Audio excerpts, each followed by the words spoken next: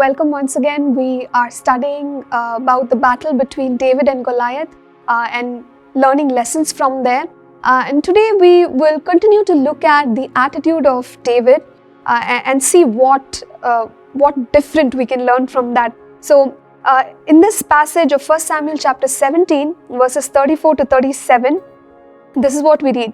But David said to Saul, "Your servant used to keep his father's sheep, and when a lion or a bear came and took a lamb out of the flock, I went out after it and struck it, and delivered the lamb from its mouth. And when it arose against me, I caught it by its beard and struck and killed it. Your servant has killed both lion and bear, and this uncircumcised Philistine will be like one of them, seeing he has defied the armies of the living God." Moreover, David said, "The Lord who delivered me from the paw of the lion and from the paw of the bear, he will deliver me from the hand of this Philistine." And Saul said to David, "Go, and the Lord be with you." So David is confident.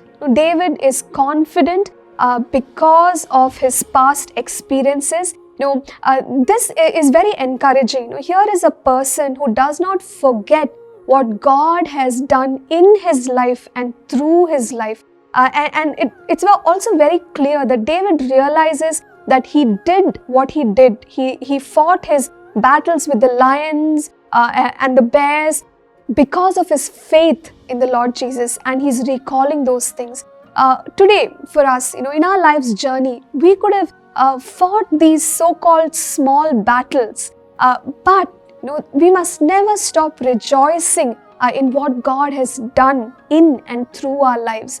It may not be a big thing for someone else, but for us, those battles that were won are special. And we see that in David here. He has not forgotten those so-called small battles. He's still rejoicing in those small battles. And what happens is, these small battles give him the courage to fight one of the biggest battles that he ever fought, before becoming a king, that is facing Goliath.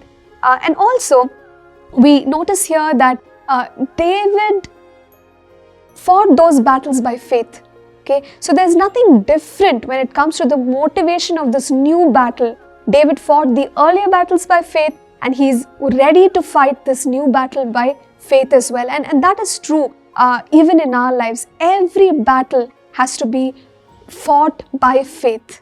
Okay, and that is what keeps helping us move forward in life. So we have to fight our battles by faith. Now, I'm just thinking of those who were listening to David's testimony. There's his brothers, and Saul obviously was listening to what David said, and thankfully Saul blessed him.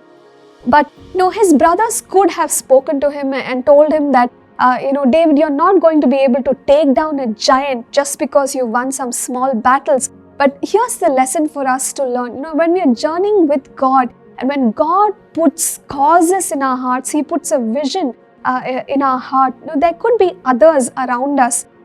There could be voices outside us and voices inside us telling us that we will not be able to fight a certain battle. But we must fix our eyes on Jesus. We must remember our faith walk of yesterday and how God gave us the victory, and keep moving forward. And then we will be ready to take on any new enemy that comes to us. And never think of daily assignments. Never think of these regular things that we are engaging in as small, because it is through David keeping the sheep that God prepared him for a really big victory. So let's keep these things in mind, and let's pray that we too can have this attitude. Let's pray together.